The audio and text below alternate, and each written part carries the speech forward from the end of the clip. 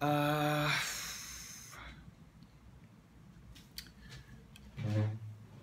my wife has been encouraging me to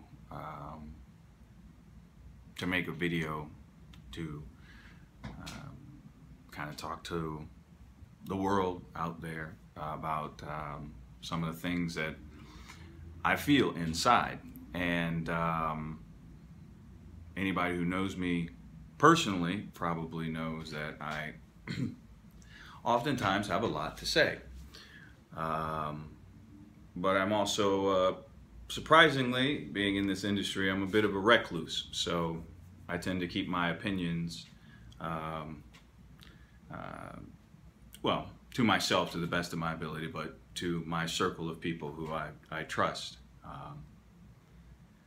But sometimes we see things in life as individuals on a journey through life, and we have to speak to be heard. And I just wanted to take a minute to kind of talk about some issues that we see happening in our society today, in particular with people of color and the police. Now, I want to preface all of this by saying I have police in my family. They are great individuals who are professional and who do their job to the best of their ability and go out there every night to help the people in the communities they work in and in some cases also live in. They are the type of officers that if I were being pulled over, I would want to be that officer. And I think the overwhelming majority of police officers are that way. I think the difficult thing that I feel, the part that's challenging, is that I watch our country, our people, some of them, and unfortunately some of the most vocal of them, pretend that cops can do no wrong. And that even when circumstance, as we've seen over and over again, all too many times on these videos, man, these fucking videos that we watch, you know, we watch somebody's life end, right? Whether it's because they ran, probably because they were scared and got shot in the back, or whether it's people getting pulled over for traffic tickets and dying in custody, or the fucking snuff film that was Eric Garner dying for allegedly selling loose cigarettes. Now, I believe the majority of cops are good people. I believe that, and I believe a lot of people who look like me believe that. They're who we call when we need help. But even if, look, there are roughly 800,000 law enforcement officers in the United States. 800,000. I believe 99.5 of them are good cops.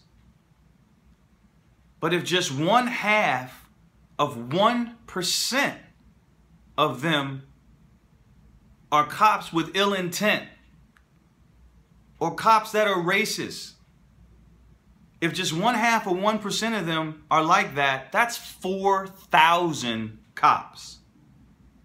4,000. Now you could sprinkle 4,000 people around the country doing things of ill intent, and it will certainly make it appear as though they're all over the place.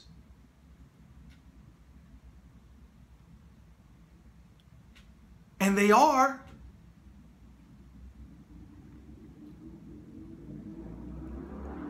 I just believe that if we can come to terms and come to an agreement that the ratio of cops, the percentages of cops who are out there putting their life on the line every day is the same as birth control, which is pretty fucking good, then we can also acknowledge that every once in a while someone on birth control gets pregnant.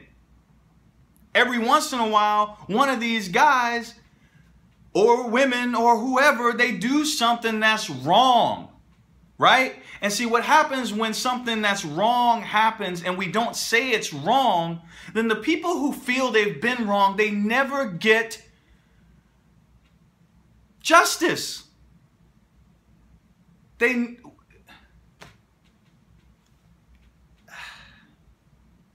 It's just, we can see what happened. We see it. You can't tell me that 5 trained officers are not able to subdue one man. I work out in a dojo. I take mixed martial arts. There's no one man, maybe our sensei, maybe, but there's no one man that's going to stop 5 of us. No unarmed man is going to stop 5 of us from subduing him. That's just crazy. And I'm including kids. I could take 2, 3 adults and 2 kids, and we could bring down a man. I mean, the idea that somebody has to die because their car is in the middle of the street, or because some officer was scared of him because of another truth that has to be discussed as well, man. It's like, what are we doing in our communities? What are we doing, man? I mean, how are we supposed to make people believe what we believe, which is that our lives are valuable, when we don't appear to value our own lives?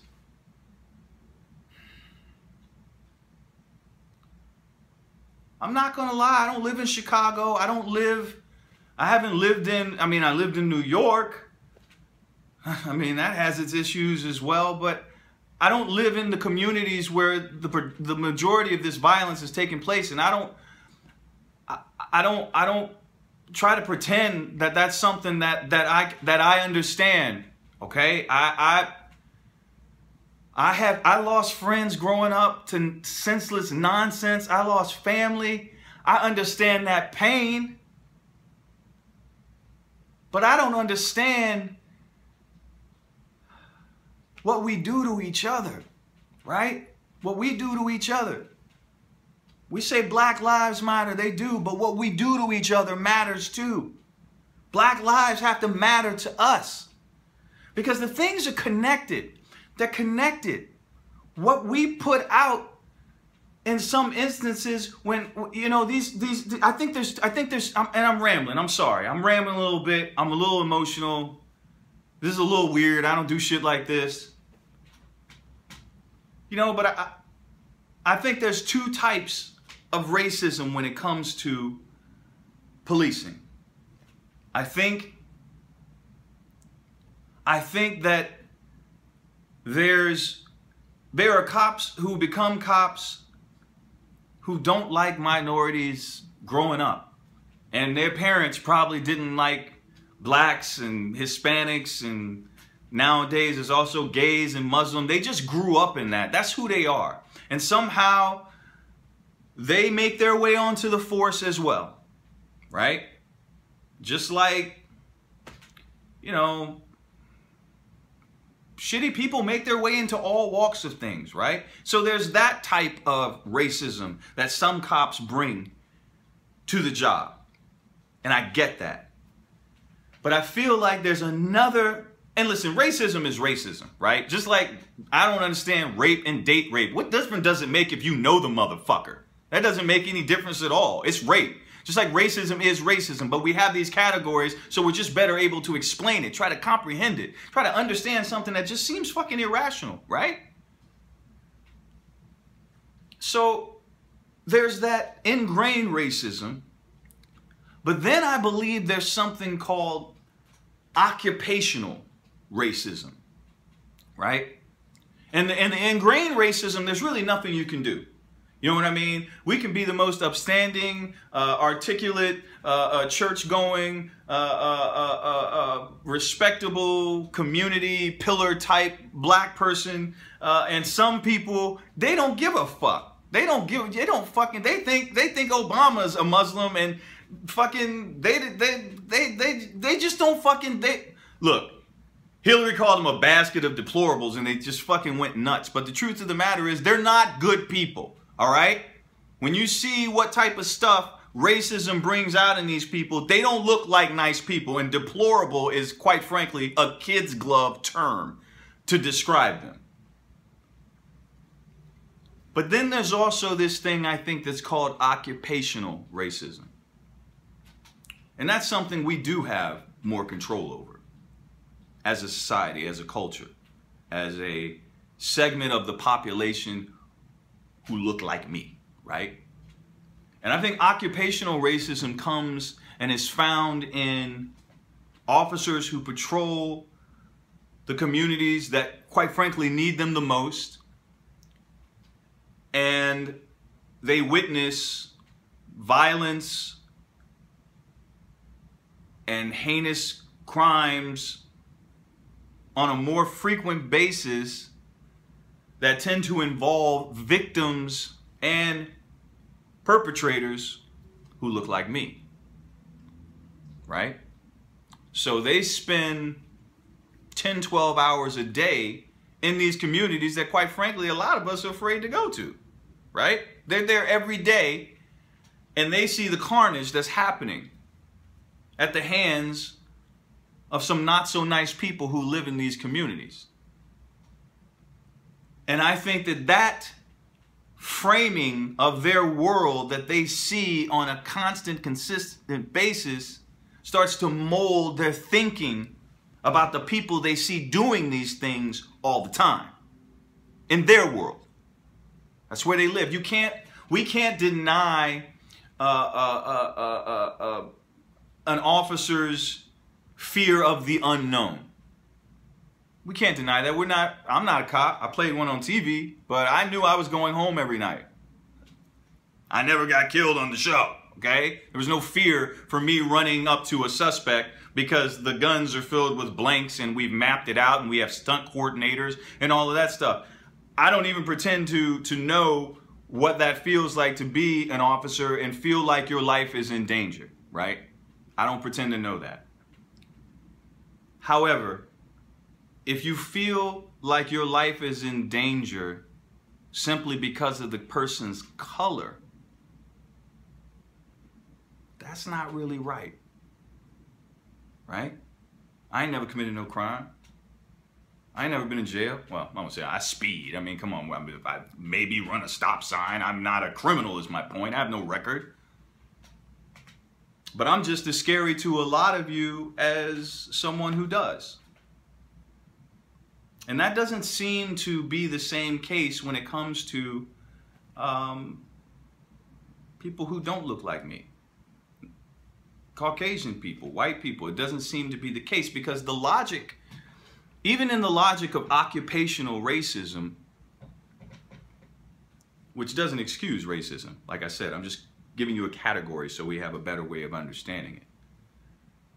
Even with occupational racism, one has to consider that the overwhelming majority of mass shooters here in America are young white males, right? The vast majority of serial killers in America's history have been white males. But these police officers aren't pulling over white males thinking about Jeffrey Dahmer and Adam Lanza and the Columbine shooters and the Aurora shooters. They're not bringing that fear of white males into every encounter that they have with them. See, that's where it's racism. The fear is real. That fear of the unknown is real. But when you have a greater fear of another human being because of the pigmentation in their skin? That's racism. That's racism. I'm the type of black guy that you would want to see you get beaten up on the street, because I will help you. I'm the type of black guy that would, I hate to even have to say that I'm the type of black guy. I'm the type of man, the type of human being who does the right thing. You know, it just pains me to see so much division in something we should all be on the same team on. The black people I know don't hate cops. Okay? They just want to feel like they're there to protect and serve them too. Some cops act like communities are like nightclubs and,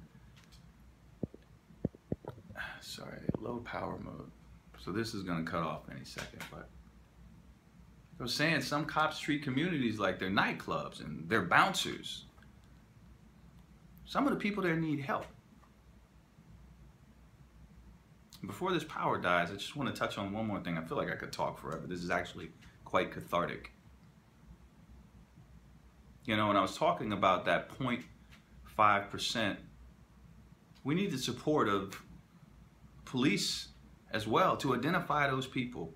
Because all too often we see in these videos, there are other cops there. And they're of all different shades and colors as well. And they're not stopping it. And that's because they need those officers.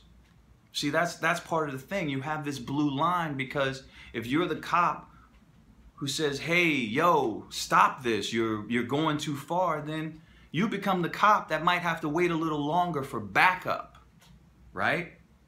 So that same blue line that we see in the police departments is no different than the line that we see in the black communities when it comes to no snitching. How you ever gonna find the bad people if people don't talk? How are we gonna ever identify the problem if people feel like they can't say anything? And listen, some of that's granted. Some of these people live in places that if they talk, they literally could lose their life. But that's something we gotta work on in our communities. I just want people to stop dying, man. You know, these people have families, man. I got a son. And you know, it affects my home life too, man. My wife told me I should tell this story. You know, when my son's toddling and growing up, we go for walks around the neighborhood. I live in a fairly nice, I guess, decent area of Los Angeles. I live in Los Feliz. And whenever we go walk around the neighborhood, you know, he's a little toddler. He's 2 years old, so he wants to explore. And he'd sometimes walk up people's driveways.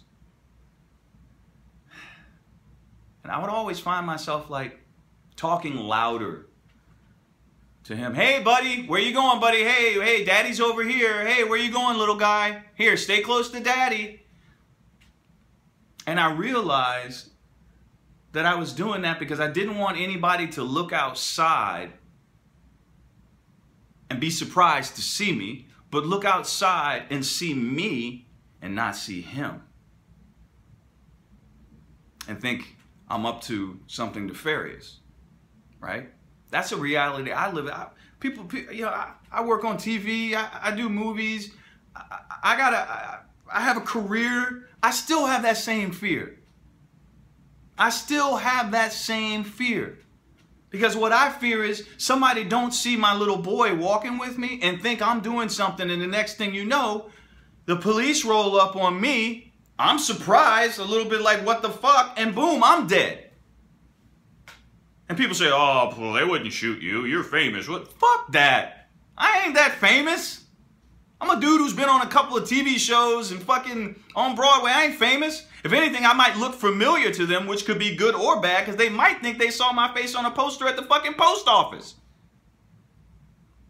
I'm just saying, even in a place of what some people would consider affluence, I still have that fear. That's real. Now, I don't know what I'm going to do with this video. I don't know if I'm going to post it. It's fucking 20 minutes long. I don't even know if you can post a 20-minute video. But we got to do something. It starts with valuing ourselves. It starts with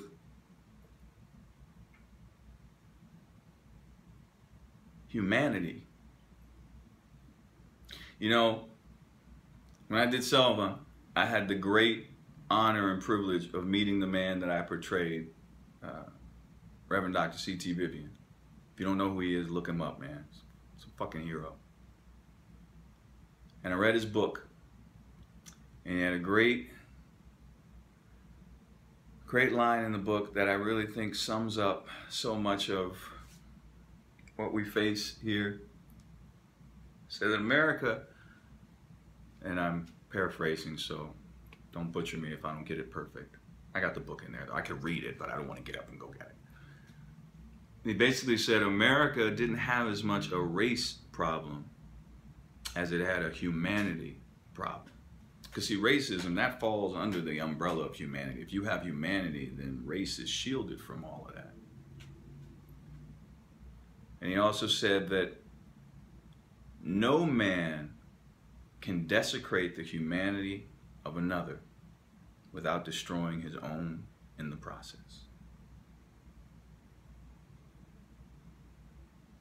Something to think about. So that's it for now. I don't know, who knows? I might do another one of these if I feel like I need to say something else. Most people are like, you've said enough, we get it. But I don't know if people do get it. I don't know if they do get it. It's sad though. And I never really thought about this stuff as much until my son was born. I mean, I thought about it obviously because I'm a fucking sentient being, but the future you think about a lot more when you got kids. Or in my case, a kid. Feels like I got two though, Jesus. And what type of world that you want them to come up in, and we can do better.